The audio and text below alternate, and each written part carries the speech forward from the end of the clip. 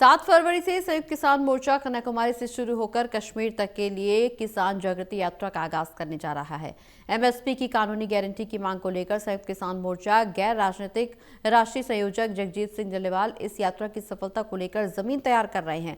किसान नेता जगजीत सिंह डल्लेवाल और अभिमन्यु कोहाड से खास बातचीत की है। टोटल न्यूज के associate editor doctor Mahesh Kumar ने। भारत में फसलों की एमएसपी पर कानून बनाए जाने की मांग को लेकर एक बार फिर से किसानों को अलग जगाने की कोशिश अब किसान नेताओं की तरफ से की जा रही है। संयुक्त किसान मोर्चा गैर राजनीतिक के राष्ट्रीय संयोजक जगजीत डल्लेवाल इस वक्त हमारे साथ बने हुए हैं इस पूरे मामले पर बातचीत के लिए। सर, मुझे ये बताइए कि 13 महीनों का किसान आंदोलन और उसके बाद कोई नतीजा नहीं निकल पाया, आपने अपनी ज़िंदगी को दांव पर लगा दिया, लेकिन फिर भी बेनतीजा ये पूरी बातचीत बनी रही। अब तारीख आपकी तरफ से तय कर दी गई है। कन्याकुमारी से कश्मीर की एक किसान यात्रा का आगाज़ आप करने जा रहे हैं। मन में ख्याल क्या है, क्या सोच आपकी है और इस रणनीति पर कैसे आगे बढ़ेंगे? देखिए, 13 महीने हमने आंदोलन किया, सरकार ने नहीं बात मानी। वो अगर सरकार नहीं मानेगी तो फिर मसले का हल तो होने वाला नहीं है। मसले का जब तक हल नहीं होता, समस्याओं का समाधान नहीं निकलता, तब तक आंदोलन तो करना होगा। हमारे पास हमारा इतिहास है, देश की आज़ादी की लड़ाई लड़ी गई है।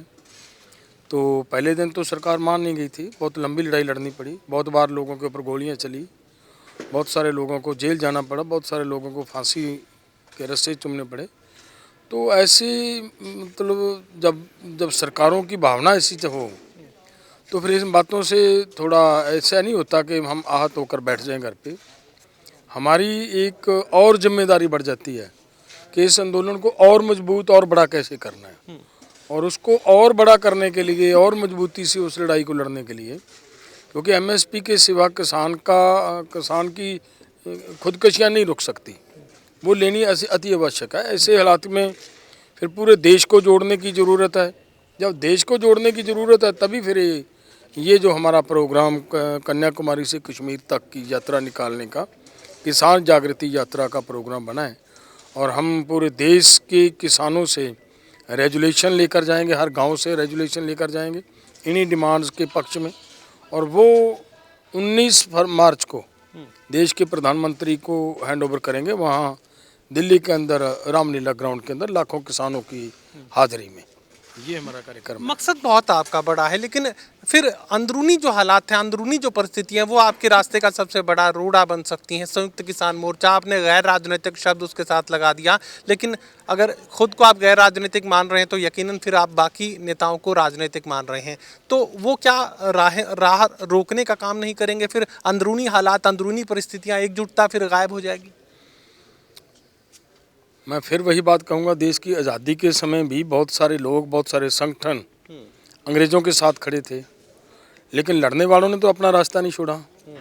इसके लिए जो इस आदमी की समझ बन चुकी है कि किसान को इन चीज़ों की ज़रूरत है, किसान की खुदकशियाँ रोकने के लिए बहुत बड़ा आंदोलन करने की ज़रूरत है, तब फिर उनको दूसरे को देख करके वो नहीं साथ आ रहा था, हम भी ना चलें, फिर तो बात नहीं चलेगी। हमें तो अपना रास्ता तय करना, हमने तो मंजिल पे जाना है ना, उस पे जाने का हम प्रयास कर रहे हैं। मेरा आखिरी सवाल, किसान जागृति यात्रा की पूरी रणनीति क्या है? किस तरीके से लोग जुटेंगे और सबसे बड़ा कार्यक्रम कहाँ पर आप लोगों की तरफ से? अलग अलग सभी राज्यों में, हाँ, जैसे कन्याकुमारी से हम शुरू करना है, वहीं से सबसे पहले हमारी किसान पंचायत कन्याकुमारी में होगी, और उसके बाद तमिलनाडु के अंदर 6-7 जगह पे किसान पंचायतें होंगी, इसी तरह कर्नाटका के अंदर पंचायतें होंगी, इसी तरह तेलंगाना के अंदर पंचायत होगी, केरला के अंदर पंचायत होगी, उसके बाद महाराष्ट्र, सभी जगह पे पंचायतें होती सभी, कहीं कोई भी पंचायत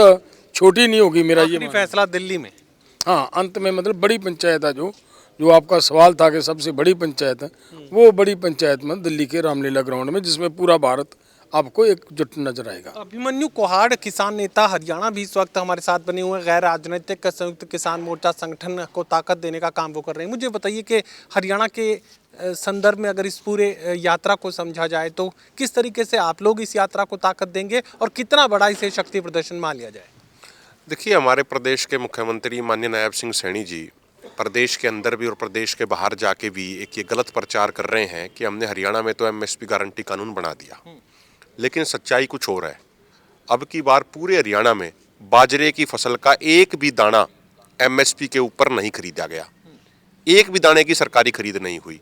सरकार ने कहा कि हम 575 रुपये भावांतर के तहत दे देंगे, लेकिन 2700 रुपये के आसपास बाजरे का एमएसपी है और किसानों का बाजरा बिका 1800, 1900, 2000 रुपये में।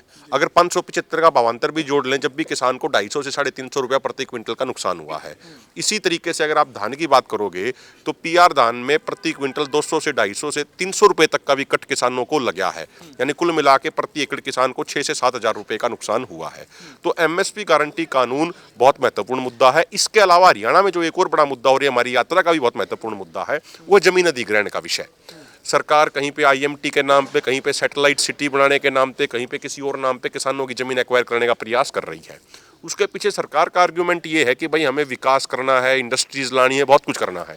लेकिन हमारा ये कहना है कि जो पहले ही आपने जमीन एक्वायरमेंट कर रखी है, आप पहले उस पर इंडस्ट्री लगा लीजिए ना। वो तो आपकी खाली पड़ी है, वहां पे आप इंडस्ट्री लगा नहीं रहे और आप नई जमीन एक्वायरमेंट करने की तरफ जा रहे हैं। ये मानकर चलें कि पूरी ताकत के साथ इस लड़ाई को लड़ेंगे। बिल्कुल, अभी हमारा बिल्कुल पूरी ताकत के साथ लड़ेंगे। और अभी उससे पहले 27 जनवरी को भारतीय किसान यूनियन एकता सिद्धूपुर की हरियाणा इकाई द्वारा हांसी में भी एक बहुत बड़ा प्रदर्शन किया जा रहा है। एक बहुत और बड़ा मसला हरियाणा में चल रहा है। किसानों ने 2-2.5 साल संघर्ष करके बिजली की हाई टेंशन लाइनों के मुआवजे के लिए एक बेहतर कानून बनवाया और सरकार ने वो सही दिशा में काम करते हुए कानून बनाया है। सही को सही भी कहना चाहिए, लेकिन वो जमीन पे इंप्लीमेंट नहीं हो रहा है। वो जो जिले लेवल के अधिकारी हैं और जो कंपनी वाले हैं वो मिली भगत करके किसानों को उचित मुआवजा नहीं दे रहे। तो उस मुद्दे पे 27 तारीख को हांसी जिला मुख्यालय पे एक बहुत बड़ा प्रदर्शन होगा। ये बड़े शक्ति प्रदर्शन की तैयारी अब राष्ट्रीय स्तर पर की जा रही है। तमाम अलग अलग राज्यों के किसान एक मंच पर इकट्ठा होंगे और संयुक्त किसान मोर्चा गैर राजनीतिक के बैनर तले एमएसपी पर कानूनी रूप उसे दिए जाने की मांग करेंगे। और इसी लड़ाई को लेकर अब राष्ट्रीय स्तर पर इस आंदोलन को खड़ा करने की किसान नेताओं की तैयारी है। सहयोगी कमल के साथ doctor Mahesh Kumar, total news, Hisar.